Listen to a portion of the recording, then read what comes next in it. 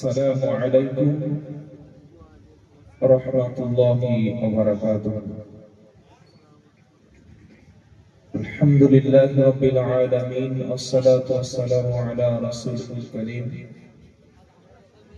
أعوذ بالله من الشيطان الرجيم. بسم الله الرحمن الرحيم. إنا نحن نزلنا الذكر وإنا له لحافظون. وقال تعالى إن الله وملائكته يصلون على النبي يا أيها الذين آمنوا صلوا عليه وسلموا تسليما. اللهم صل على محمد وعلى آل محمد كما صليت على إبراهيم وعلى آل إبراهيم إنك حميد مجيد. اللهم بارك على محمد وعلى آل محمد كما باركت على إبراهيم وعلى آل إبراهيم إنك حميد مجيد. সর্বপ্রথমে আল্লাহর পবিত্র দরবারে আমরা শুকরিয়া আদায় করি, সকলে বলি আলহামদুলিল্লাহ। প্রিয় নবীর উপরে দরুদ ও সালাম বর্ষিত হোক সাল্লাল্লাহু আলাইহি ওয়াসাল্লাম। আল্লাহর অশেষ মেহেরবানিতে সন্ধ্যা থেকে এই পর্যন্ত পবিত্র কুরআনুল কারীমের কথা আমরা শুনছিলাম। যতগুলো কথা আল্লাহ তাআলা আমাদের শোনালেন, প্রত্যেকটির উপরে আমাদের আমল করার তৌফিক দান করেন, আমরা বলি আমিন। মহান আল্লাহ রাব্বুল আলামিন পৃথিবীতে যত আসমানি কিতাব তিনি পাঠিয়েছেন, তার মধ্যে সবচেয়ে শেষ এবং চূড়ান্ত কিতাব হলো পবিত্র কুরআনুল মাজিদ। এই কিতাবকে কোনোভাবেই ধ্বংস হতে বা শেষ হতে তিনি দেবেন না, এবং এটার হেফাজতের দায়িত্ব স্বয়ং আল্লাহ রাব্বুল আলামিন তিনি নিজেই নিয়েছেন। তামাম পৃথিবীতে ইসলামের শুরু থেকে আজ পর্যন্ত যত দুশমনি ছিল, শত্রুতা ছিল, বর্তমান যুগে তার সেই পুরাতন শত্রুতার মতো আজও সেরকম শত্রু আরো বেশি আছে। কিন্তু পবিত্র কুরআনুল কারীম এটা এমন একটা কিতাব যেটাকে সংরক্ষণ করার দায়িত্ব আল্লাহ তাআলা নিজেই নিয়েছেন, এবং এটাকে হাফেজদের মাধ্যমে আল্লাহ তাআলা তিনি হেফাজত করবেন। যে ছাত্রদের দস্তারবন্দি হলো, আমরা অনেকে ভাবি যে এটা খুব সহজ বিষয়। আল্লাহর অশেষ মেহেরবানি ছাড়া, আল্লাহর করুণা ছাড়া এই কিতাব হিফজ করা কোন ব্যক্তির পক্ষে, কোন মানুষের পক্ষে কখনোই সম্ভব না। যেদিন মুহাম্মদ মুস্তাফা সাল্লাল্লাহু তাআলা আলাইহি ওয়াসাল্লাম তার উপরে এই কিতাব নাযিল হয়েছিল, শুরু হচ্ছিল, আল্লাহ রাব্বুল আলামিনের হাবিব কুরআনুল কারীম যাতে তিনি ভুলে না যান, তার স্মৃতি থেকে, মেমোরি থেকে কোরআন যাতে না বার হয়ে যায়, সেজন্য পবিত্র কালামুল্লাহ শরীফ তিনি বারবার তেলাওয়াত করছিলেন। যখন বারবার তিনি তেলাওয়াত করছিলেন, বারবার দ্রুত পড়ার চেষ্টা করছিলেন, আল্লাহ রাব্বুল আলামিন প্রিয় হাবিবকে উদ্দেশ্য করে তিনি সেদিন বলেছিলেন, নবী পাক সাল্লাল্লাহু আলাইহি সাল্লামের সামান্য কষ্ট হচ্ছে, তিনি বারবার পড়ছেন, তার জিহবা, তার ঠোঁট, হুজুর করিম সাল্লাল্লাহু আলাইহি সাল্লামের ঠোঁট মোবারক বারবার সঞ্চালন হচ্ছিল। আল্লাহ রাব্বুল আলামিন প্রিয় হাবিব সাল্লাল্লাহু আলাইহি সাল্লামকে তিনি সম্বোধন করে তিনি বলেছিলেন, 29 পারা সূরা কিয়ামার মধ্যে আল্লাহ তাআলা তার হাবিবকে ডেকে বলছেন, হাবিব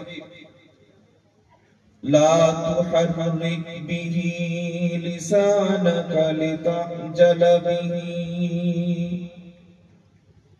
হে আমার প্রিয় হাবিব,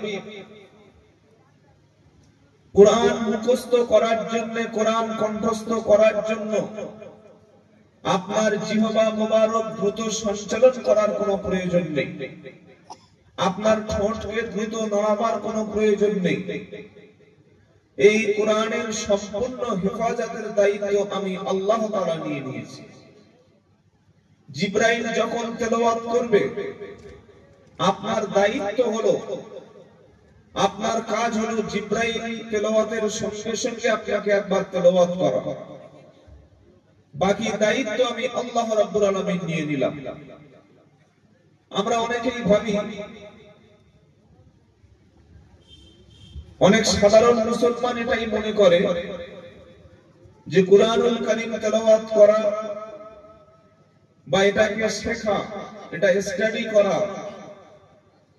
অনেক কঠিন কাজ, এটা আমাদের দ্বারা সম্ভব হবে না, আমরা পড়তে পারবো না। আজ মুসলমানের মধ্যে প্রচুর মুসলমান আছে যারা নিজের পরিচয় দেয় মুসলিম বলে, ইসলাম ধর্ম মানি বলে তারা নিজেকে দাবি করে, কিন্তু আল্লাহ রাব্বুল আলামিনের কিতাব সম্পর্কে তাদের কোনো ধারণা নাই, আল্লাহর কালাম সম্পর্কে তাদের কোনো ধারণা নাই। তারা বলে যে কোরআন অনেক কঠিন কিতাব, এটা আমার দ্বারা পড়া সম্ভব নয়, এটা আমার দ্বারা কোরআন মুখস্থ করা সম্ভব নয়, আমার অনেক বয়স হয়ে গিয়েছে, কোরআন আমার দ্বারা হবে না। আল্লাহ রাব্বুল আলামিন সূরা কমারের মধ্যে তাদেরকে 4 বার তিনি একই প্রশ্নের উত্তরে জবাব দিচ্ছেন, ওয়ালাকাদ ইয়াসসারনাল কুরআনা লিযিকর ফাহাল মিন মুদ্দাকির। আল্লাহ রাব্বুল আলামিন বলেন, অবশ্যই আমি আল্লাহ কোরআন স্টাডি করার জন্য, কোরআন মুতালা করার জন্য, গবেষণা করার জন্য আমি আল্লাহ এটাকে সহজ করে দিয়েছি। কে আছো তোমরা, এসো কোরআন থেকে শিক্ষা গ্রহণ করবে। আমরা এটাকে ভাবি না কোনোদিন, এবং বেশিরভাগ মুসলমান তারা মনে করে যে কোরআন এটাকে আলেম ওলামারা পড়াশোনা করবে, আলেম ওলামারা গবেষণা করবে, এটা তাদেরই কিতাব। আমাদের কাজ হলো কেউ মারা গেলে কোরআন নিয়ে মাথার কাছে বসে এক খতম পড়ে দেওয়া, মৃত ব্যক্তির উদ্দেশ্য করে কোরআন নিয়ে দোয়ার মজলিস করে দেওয়া, মৃত ব্যক্তির মরণের পরে 40-এ করে দেওয়া, মৃত ব্যক্তির মরণের পরে কোরআনকে ওসিলা করে তার জান্নাতে যাওয়ার একটা ব্যবস্থা করে দেওয়া। অথচ আল্লাহ রাব্বুল আলামিন সারা বিশ্বের সমস্ত মানুষকে হেদায়েত করার জন্য, সঠিক পথে আনার জন্য এই কিতাবটা তিনি নাযিল করেছেন। দ্বিতীয় পারা সূরা বাকারার 186 নম্বর আয়াতে আল্লাহ তাআলা তিনি বলেছেন, শাহরু রমাদানাল্লাযী উনজিলা ফীহিল কুরআন হুদাল লিন-নাসি ওয়া বাইয়িনাতিন মিনাল হুদা ওয়াল ফুরকান। আল্লাহ রাব্বুল আলামিন তিনি বলেছেন যে পবিত্র কালামুল্লাহকে, পবিত্র কোরআনুল কারীমকে আমি আল্লাহ তাআলা রমজান মাসেই নাযিল করেছি এবং এটাকে পাঠানোর উদ্দেশ্যই হলো হুদাল লিন-নাস, বিশ্বে যত মানুষ আছে সমস্ত মানুষদের হেদায়েতের পথে আনার জন্য, সঠিক পথে আনার জন্য, দ্বীনের পথে আনার জন্য, জান্নাতের রাস্তায় আনার জন্য, সত্যের পথে আনার জন্য আমি আল্লাহ তাআলা গোটা মানবতার মুক্তির জন্য এই কিতাব নাযিল করলাম। কিন্তু আমরা সেটাকে পড়া দূরের কথা, সেটা ভাবি না, তার মধ্যে কি আছে জানারও চেষ্টা করি না। আল্লাহ রাব্বুল আলামিন যখন তার প্রিয় নবী মুহাম্মদ মুস্তাফা সাল্লাল্লাহু আলাইহি ওয়াসাল্লাম নবুয়ত পেলেন, হেরা গুহার মধ্যে প্রথমে যে কথাটা নবীকে শোনানো হলো সেটা নামাজ, রোজা, হজ, যাকাত, কুরবানি, দাড়ি রাখা, টুপি পরা, পাঞ্জাবি পরা, মিসওয়াক করা, যাকাত দেওয়া। কোন হুকুম, কোন আদেশ, কোন নির্দেশ আল্লাহ রাসূলকে আল্লাহ তাআলা প্রথমে দেননি। যখন আসমান থেকে প্রথম যে বাণীটা নবী মুহাম্মদ মুস্তাফা সাল্লাল্লাহু আলাইহি ওয়াসাল্লামকে আল্লাহ দেন, সেটি সূরা আলাকের প্রথম 5টি আয়াত। জিবরাইল আলাইহিস সালাম হেরা গুহাতে মুহাম্মদ সাল্লাল্লাহু আলাইহি ওয়াসাল্লামকে প্রথম যখন দেখা হলো, প্রথমে আল্লাহর নবী সাল্লাল্লাহু আলাইহি ওয়াসাল্লামকে জিবরাইল বলেন, ইকরা বিসমি রাব্বিকাল্লাযী খলাক, খলাকাল ইনসানা মিন আলাক, ইকরা রাব্বুকাল আকরাম الذي علم بالقلم علم الإنسان ما لم يعلم। প্রথম 5টি বাক্য আসমান থেকে আল্লাহর পক্ষ থেকে বিশ্ববাসীর জন্য, মানুষের জন্য মুহাম্মদ মুস্তাফা সাল্লাল্লাহু আলাইহি ওয়াসাল্লামের উপর আল্লাহ 5টি কথা বলে দিলেন। যে কথার গুরুত্ব যদি মুসলমানরা বুঝতো, যে কথার কতটা মর্তবা, কতটা গুরুত্ব যদি মুসলমানরা আমল করত, আজ সারা পৃথিবীতে আমাদের এই কঠিন পরিস্থিতির সম্মুখীন হতো না, আজকে আমাদের এই বিপদ হতো না। প্রথম যে কথাটি আল্লাহ রাব্বুল আলামিন তার হাবিবকে বলেন, জিবরাইল বললেন, নবী ইকরা, আপনি পড়ুন। মুহাম্মদ মুস্তাফা সাল্লাল্লাহু আলাইহি ওয়াসাল্লাম বলেন, মা আনা বিকারিইন, আমি তো পড়তে পারি না। আবার জিবরাইল বললেন, পড়ুন। মুহাম্মদ সাল্লাল্লাহু আলাইহি ওয়াসাল্লাম বললেন, একই কথা, আমি পড়তে পারি না। একবার, দুবার নয়, 3বার যখন নবীকে বলা হলো, নবী 3বারই বললেন, আমি তো পড়তে পারি না। জিবরাইল মুহাম্মদ মুস্তাফা সাল্লাল্লাহু আলাইহি ওয়াসাল্লামকে বুকের সঙ্গে ভালো করে আলিঙ্গন করে আবার একই কথা বলেন, ইকরা বিসমি রাব্বিকাল্লাযী খলাক, হে আল্লাহর নবী, আপনি পড়ুন আপনার রবের নামে। কোরআনের প্রথম বাণী ছিল, তুমি পড়াশোনা করো, জ্ঞান চর্চা করো, ইলম চর্চা করো। মুহাম্মদ মুস্তাফা সাল্লাল্লাহু আলাইহি ওয়াসাল্লাম বলেন, ইন্নাল্লাযী লাইসা ফি জাওফিহি শাইউন মিনাল কুরআনি কাল বাইতিল খারীব, যে সিনার মধ্যে, যে দেহের মধ্যে কোরআন নাই, সেটা একটা পুরো বাড়ির মতো। মানুষ বাস করে না যে বাড়ি, সেরকম একটা বাড়ির মতো। আজকে মুসলমানদের ঘরগুলো কোরআন শূন্য, মুসলমানদের ঘরগুলোতে গান বাজনা, যত রকমের হারাম অনুষ্ঠান, নাজায়েজ অনুষ্ঠান, শরীয়তের বরখলাফ অনুষ্ঠান, সবগুলি টাকা দিয়ে, পয়সা দিয়ে, অর্থ দিয়ে, মাসে মাসে বিল দিয়ে, টাকা দিয়ে সেগুলোকে আমরা কিনে নিয়েছি। এবং এটাকে লজ্জার সঙ্গে নয়, বরং গর্বের সঙ্গে, আনন্দের সঙ্গে, মন থেকে খুশিতে আমরা অ্যাকসেপ্ট করেছি। আমাদের প্রত্যেকটা বাড়িতে, প্রত্যেকটা মোবাইলে, প্রত্যেকটা ঘরের মধ্যে সকাল থেকে সন্ধ্যা পর্যন্ত দিনের কিছুটা না কিছুটা সময় আমরা গান বাজনা শুনি, আমরা হারাম অনুষ্ঠানগুলো শুনি, শরীয়তের বরখলাফ কাজের সঙ্গে আমরা যুক্ত হয়ে গেছি। অথচ আল্লাহর নবী সাল্লাল্লাহু আলাইহি সাল্লাম তিনি বলেছেন, যার সিনার মধ্যে, যার দিলের মধ্যে কোরআন নাই, কোরআনের কোনো অংশ নাই, কোরআনের কোনো কিছু নাই, সেই ব্যক্তিটা, সেই ঘরটা, সেই বাড়িটা, সেটা একটা পুরো বাড়ি, বিরাট বাড়ির মতো। যে বাড়িতে কোনো মানুষ থাকে না, যে বাড়িতে কোনো প্রাণী থাকে না, সেই বাড়িতে যেমন বিভিন্ন প্রাণী থাকে, হিংস্র প্রাণী থাকে, ঠিক তেমন করে কোন মুসলমানের দেহে, কোন মুসলমানের বাড়িতে, কোন মুসলমানের দেহে যখন কোরআন নাই, সেই মুসলমানের ঘরে, সেই মুসলমানের অন্তরে হিংস্রতা, বিদ্বেষ, নোংরামি, অসভ্যতা, যত রকমের যা কিছু আছে সবকিছু থাকা সম্ভব।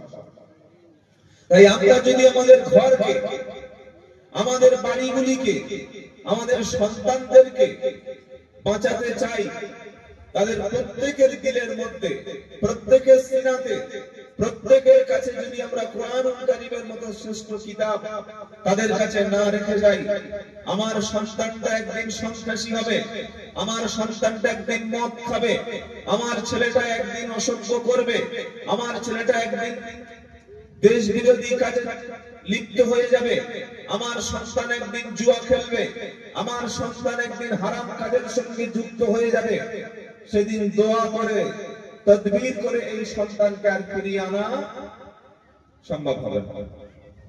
কারণ রাসূল করিম সাল্লাল্লাহু আলাইহি ওয়াসাল্লামের হাদিসকে আমরা আমল করে জীবন থেকে ছেড়ে দিয়েছি। বিশ্ব নবী মুহাম্মদ মুস্তাফা সাল্লাল্লাহু আলাইহি ওয়াসাল্লাম যখন তার উপরে কোরআনের সূরা আলাক নাযিল হলো, তিনি 5টি আয়াত শোনার পরে বাড়িতে ফিরে আসলেন।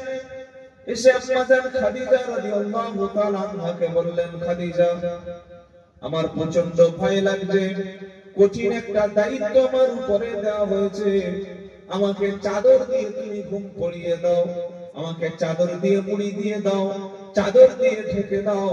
নবীজি সাল্লাল্লাহু আলাইহি ওয়াসাল্লাম প্রচন্ড ভয় পেয়ে গেলেন। আম্মাজান খাদিজা রাদিয়াল্লাহু তাআলা আনহা বিশ্ব নবী মুহাম্মদ সাল্লাল্লাহু আলাইহি ওয়াসাল্লামকে সেদিন সান্ত্বনার বাণী তিনি শোনালেন। সেদিন খাদিজা রাদিয়াল্লাহু তাআলা আনহা বলেন, নবী, আপনি ভয় পাবেন না, কারণ গরীব ক্ষুধার্ত ব্যক্তিকে আপনি তো খাদ্যের ব্যবস্থা করে দেন, আপনি তো মানুষকে খেতে দেন, আপনি ক্ষুধার্তকে খাদ্য খেতে দেন, তৃষ্ণার্ত ব্যক্তিকে আপনি পানি পান করতে দেন, দুস্থ মানুষ আপনার কাছে হাত পাতলে আপনি তাদের সহযোগিতা করেন। মানুষ যদি কেউ বিপদে পড়ে আপনার কাছে সহযোগিতা চাইতে আসে, আপনি কাউকে ফিরিয়ে দেন না, আপনার রব তিনি কখনোই আপনাকে অপমান করবেন না। সুবহানাল্লাহ বিহামদিহি সুবহানাল্লাহিল আযীম। ক্ষুধার্ত ব্যক্তিকে খাদ্য খেতে দেওয়া, অসুস্থ ব্যক্তিকে চিকিৎসার ব্যবস্থা করা, দরিদ্র ব্যক্তির পাশে সাহায্যের হাত বাড়িয়ে দেওয়া, প্রতিবেশী ব্যক্তির সঙ্গে ভালো আচরণ করা, এটাই একটা মুসলমানের জীবনে এই আমলগুলো অত্যন্ত গুরুত্বপূর্ণ ছিল। কিন্তু আমরা যারা মুসলমান বলে দাবি করি, প্রতিবেশীর সঙ্গে ভালো আচরণ দূরের কথা, নিজের মায়ের পেটে ভাইয়ের সঙ্গে, নিজের বোনের সঙ্গে, নিজের বাবার সাথে, নিজের মায়ের সাথে, নিজের আত্মীয়ের সাথে ভালো ব্যবহার দূরের কথা, কথাবার্তা পর্যন্ত বলি না। আমার ভাই যদি, আমার বোন যদি বিপদে পড়ে, তা আমার প্রতিবেশী যদি বিপদে পড়ে, তারা যদি আমার কাছে সহযোগিতার জন্য হাত পাতে, আমরা তাদের সঙ্গে কথাবার্তা বন্ধ করে দিই, তাদের সঙ্গে সম্পর্ক নষ্ট করে দিই, না জানি সেই ব্যক্তির হয়তো সহযোগিতা করতে হবে, অথচ আমরা নিজেরা মুসলমান বলে দাবি করি। যে পাড়ার মধ্যে, যে মহল্লার মধ্যে গরিব আছে, অসহায় আছে, দরিদ্র আছে, দিনমজুর আছে, খেটে খাওয়া মানুষ আছে, আমরা কুরবানির সময় আসলে, ঈদের সময় আসলে, ঈদুল আজহাতে দামি দামি বড় বড় বকরি ঈদের সময় বিভিন্ন জানোয়ার কিনে, পশু কিনে, হাজার হাজার লক্ষ লক্ষ টাকা দিয়ে প্রতিযোগিতা শুরু করে দিই। অথচ এই টাকা এত বড় বড় পশু কিনে প্রতিযোগিতা না করে ছোট পশুকে আমরা কুরবানি দিয়ে, যে পশুর দাম ৮০,০০০ টাকা, সেই পশুটাকে আমরা 10,000 20,000 টাকা দিয়ে ছোট পশু দিয়ে কুরবানি করে বাকি টাকাটা কোনো দরিদ্র, কোনো ইতিম, কোনো দুস্থ, কোনো গরিব, কোনো মেধাবী ছাত্র, কোনো ক্ষুধার্ত মানুষ, কোনো ইতিমখানা, কোনো মাদ্রাসায়, কোন ব্যক্তির কাছে আমরা দিয়ে সহযোগিতা করতে পারতাম। আমরা কুরবানির প্রতিযোগিতার থেকে টাকাটা কমিয়ে 1 লাখ টাকার পশু কুরবানি না দিয়ে 10,000 টাকার পশু কুরবানি দিলে কুরবানি হয়ে যেত। কিন্তু আমরা কি করি? আমরা প্রতিযোগিতা করি, কে কত বড় পশু আনতে পারে, কে কত বড় জানোয়ার কুরবানি দিতে পারে। কিন্তু নামাজের সময় আমাদের খবর নাই। অথচ আল্লাহ রাব্বুল আলামিন হযরতে মুহাম্মদ মুস্তাফা সাল্লাল্লাহু আলাইহি সাল্লামকে ছোট্ট একটি সূরাটির নাম হচ্ছে সূরাতুল কাউসার। সূরা কাউসারের মধ্যে হাবিব সাল্লাল্লাহু আলাইহি সাল্লামকে তিনি যখন আল্লাহর নবী সাল্লাল্লাহু আলাইহি সাল্লামের সন্তানগুলি আবু তাহের, কাসিম, যখন সন্তানগুলি একের পর এক পুত্র সন্তানগুলি মারা গেল, মুহাম্মদ সাল্লাল্লাহু আলাইহি সাল্লাম তিনি ব্যতীত হলেন। মক্কার আবু জাহেল, আবু লাহাব, কুরাইশরা তারা মুহাম্মদ সাল্লাল্লাহু আলাইহি সাল্লামকে ঠাট্টা বিদ্রুপ করতে শুরু করলো। তারা বলল যে মুহাম্মদ সাল্লাল্লাহু আলাইহি সাল্লামের সন্তান নেই, বেটা ছেলেগুলো মারা গিয়েছে। মুহাম্মদ সাল্লাল্লাহু আলাইহি সাল্লামের মারা যাওয়ার পর ইসলাম শেষ হবে, ইসলাম ধ্বংস হবে, আর কোরআনের দাওয়াত দেওয়ার কেউ থাকবে না, আর ইসলামের বাণী পৌঁছানোর কেউ থাকবে না। মুহাম্মদ সাল্লাল্লাহু আলাইহি সাল্লাম ব্যথা পেলেন, তিনি অত্যন্ত দুঃখিত হলেন। আল্লাহ রাব্বুল আলামিন তার হাবিবকে তিনি সান্ত্বনা দিয়ে সূরাতুল কাউসার নাযিল করলেন। আল্লাহ পাক তার হাবিবকে বললেন, হাবিব আপনি চিন্তা করবেন না, মক্কার কুরাইশরা তারা আপনাকে বলেছে আপনি নির্বংশ, আপনার সন্তান নাই, আপনার মারা যাওয়ার পরে ইসলাম ধ্বংস হয়ে যাবে, আপনার মারা যাওয়ার পরে ইসলামের আলো জ্বালানোর কেউ থাকবে না। আমার হাবিব আপনি চিন্তা করবেন না, আমি আপনাকে শুনিয়ে দিচ্ছি, ইন্না আ'তাইনাকাল কাউসার,